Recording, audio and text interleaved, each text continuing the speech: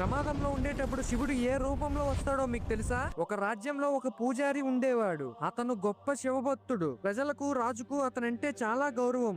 ఎందుకంటే అతనితో శివుడు మాట్లాడతాడనే నమ్మకం. అనుకోకుండా ఒక రోజు ఆ ఊరిలో హఠాత్తుగా వరద ప్రవాహం వచ్చి ఆ ఊరిని ముంచివేసింది. భయంతో అందరూ వేరే యొక్క ప్రాంతానికి బయలుదేరారు. అప్పుడు ఒక రథంపై రాజు వచ్చి, పూజారి గారు నాతో రండి, మిమ్మల్ని వేరే యొక్క ప్రాంతానికి తీసుకుపోతాను, ఇక్కడ ఉంటే ప్రమాదం అని చెప్పగా, దానికి ఆ పూజారి, వద్దు రాజుగారు, నన్ను ఆ పరమేశ్వరుడే కాపాడుతాడు, మీరు వెళ్ళండి అని ఆ రాజుని పంపించి వేస్తాడు. ఈసారి నీటి ప్రవాహం ఎక్కువై మెడ వరకు చేరింది. ఆ సమయంలో మరలా ఇద్దరు వర్తకులు వచ్చి, పూజారి గారు మాతో రండి అనగా, ఆ పూజారి రాజుకు చెప్పిన సమాధానమే చెప్పి వాళ్ళని కూడా పంపించి వేస్తాడు. పూజారికి భయం మొదలైంది. ఎందుకంటే నీటి ప్రవాహం ఇంకా ఎక్కువైంది. ఓ పరమేశ్వరా, నన్ను కాపాడు తండ్రి అని గట్టిగా అరవగా